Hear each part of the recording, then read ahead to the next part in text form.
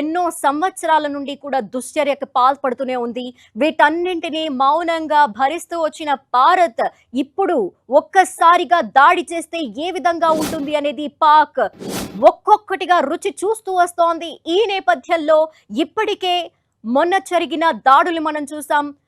భారత్ 9 ప్రాంతాల్లో అటాక్స్ చేసింది ఆపరేషన్ సింధూర్ ద్వారా. మన ఫైటర్ జెట్స్ అలాగే మిస్సైల్ సామర్థ్యం ఏంటి అనేది కూడా పాకిస్తాన్ కి అర్థమయ్యేలా చేశాం. ఈ నేపథ్యంలో మరోసారి ఆపరేషన్ సింధు 2.0కి పూనుకున్న భారత ప్రభుత్వం ఇప్పుడు వాయుసేన ద్వారా డ్రోన్లతో క్షిపణులతో మొత్తం పాకిస్తాన్లో ఎక్కడైతే ఉగ్ర స్థావరాలు ఉన్నాయో అవన్నీ కూడా నిర్వీర్యం చేస్తూ వస్తున్నాము.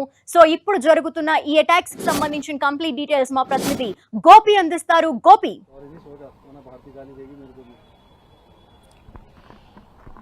ధనలక్ష్మి, ఏదైతే జమ్మూ కాశ్మీర్ అదేవిధంగా సరిహద్దు గ్రామాలపైన జరుపుతున్న దాడిని ధీటుగా ఎదుర్కొంటూ పాకిస్తాన్ పైన ప్రస్తుతం భారత్ విరుచుకుపడుతుందని చెప్పుకోవచ్చు. ఇప్పటికే లాహోర్, ఇస్లామాబాద్ లో భారత్ పూర్తిగా వైమానిక దాడులను అయితే కొనసాగిస్తున్న పరిస్థితి అయితే కనపడుతుంది. అయితే ఒకవైపు జమ్మూ కాశ్మీర్ దాడి తర్వాత అంటే ఏదైతే ఇటు మిసైల్స్ ని అదేవిధంగా రాడర్ సిస్టమ్స్ ని దాటుకొని ముందుకు రాగలుగుతామన్న ఒక ధైర్యంతో పాకిస్తాన్ భారత భూభాగంలోకి వచ్చిన తర్వాత ఏదైతే S-400 కు సంబంధించి వాటన్నిటిని కూడా నిర్వీర్యం చేయడం, దానికి సంబంధించిన ప్రక్రియ అంతా పూర్తయిన తర్వాత భారతదేశం నుంచి పాకిస్తాన్ కి తీవ్రమైన ప్రతిఘటన అయితే కొనసాగుతున్న పరిస్థితి ఉంది. ఇప్పటి వరకు కూడా కేవలం ఉగ్రవాదులను, ఉగ్ర స్థావరాలను మాత్రమే లక్ష్యంగా చేసుకున్న భారత్ ప్రస్తుతం పాకిస్తాన్ కి సంబంధించిన ఆర్మీ స్థావరాలను కూడా ధ్వంసం చేసే పరిస్థితిలో ఉంది. ఎందుకంటే దీనికి ప్రధాన కారణం ఒక 2-3 అంశాలైతే మనం క్లియర్ గా అబ్జర్వ్ చేయొచ్చు.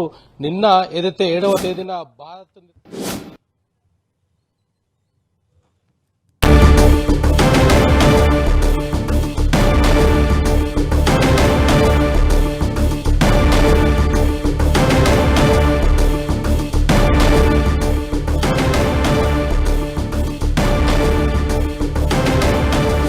బిగ్ బ్రేకింగ్ చూస్తున్నాం. కరాచీ పోర్ట్ లో 10 భారీ పేలుళ్లతో పాటు ఏకకాలంలో పాక్ లోని అనేక ప్రాంతాల్లో భారత బాంబుల వర్షాన్ని కురిపిస్తోంది. మిస్సైల్స్ తో అటాక్ చేస్తోంది. ఇప్పటికే కరాచీలో జరిగిన మిస్సైల్ అలాగే బాంబుల అటాక్ నేపథ్యంలో పలు కంటైనర్స్ ధ్వంసమయ్యాయి. ఇక నుండి అక్కడి వర్తక వ్యాపారం అంతా కొద్ది రోజుల పాటు నిర్వీర్యం అయిపోయి ఎటువంటి వ్యాపారం జరగలేని పరిస్థితి అయితే కరాచీలో ప్రస్తుతం కనిపిస్తోంది. మొత్తం కూడా ఎక్కడికక్కడ కరాచీ పోర్ట్ పైన ఏ విధంగా జరుగుతోంది అటాక్ అనేది, బాంబుల వర్షాన్ని అయితే మనం చూస్తున్నాం. బాంబుల వర్షాన్ని కురిపిస్తోంది భారత్. INS విక్రాంత్ ద్వారా జరుగుతున్న ఆ అటాక్ ని మనం క్లియర్ గా స్క్రీన్ లో చూస్తున్నాము.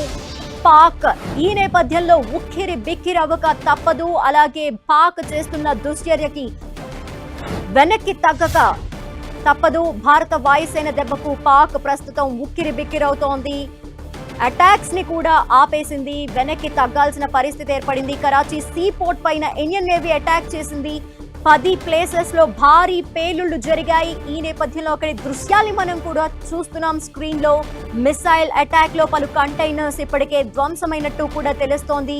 మనం విజువల్స్ లో కూడా చూస్తున్నాం. అక్కడి సీ పోర్ట్ అంతా కూడా ఏ విధంగా తయారైంది భారత్ దాడి చేసిన తర్వాత అనేది క్లియర్ గా తెలుస్తోంది. అండ్ ఇంకో పక్క మనం చూస్తే ఇస్లామాబాద్ లో కూడా ఏకకాలంలో భారత్ డ్రోన్ దాడులు చేస్తోంది. ఈ నేపథ్యంలో భారత్ జరిపిన డ్రోన్ దాడి నేపథ్యంలో ఎగ్జాక్ట్ గా పాక్ ప్రధాని నివాసానికి సమీపంలో దాడి జరిగినట్టు తెలుస్తోంది. ఇక పాక్ ప్రధానిని అక్కడి పాక్ సైన్యం సేఫ్ ప్లేస్ కి తరలించే ప్రయత్నం చేస్తున్నట్టు కూడా కనిపిస్తోంది. మరిన్ని డీటెయిల్స్ మా ప్రతినిధి గోపి అందిస్తారు. గోపి, ప్రస్తుతం భారత్ ఆపరేషన్ సింధు 2.0లో భాగంగా ఎక్కడెక్కడ దాడులు జరుగుతున్నాయి? పాక్ లో ఏ ప్రాంతాలకి భారత మిసైల్స్ అటాక్ చేసేందుకు వెళ్లాయి? ధనలక్ష్మి, ఒక్క విషయం అయితే చాలా క్లారిటీగా చెప్పగలుగుతాం. అభి పిక్చర్ బాకీ హే. ఎందుకంటే భారత్ నుంచి ఏదైతే దాడులకు పాకిస్తాన్ అతలావితలమవుతున్న పరిస్థితి అయితే కనపడుతుంది. అయినప్పటికీ భారత్ పైకి అక్రమంగా దాడులను పాకిస్తాన్ ప్రోత్సహిస్తూ వస్తుంది.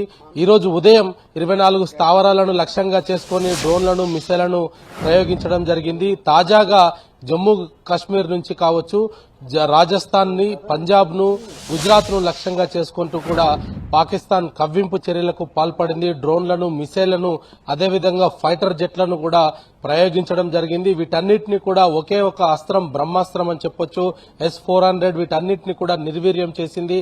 అదేవిధంగా ఇటు వాయుసేన, ఇండియన్ ఆర్మీ, నేవీ ముగ్గురు కూడా పాకిస్తాన్ పైన విరుచుకు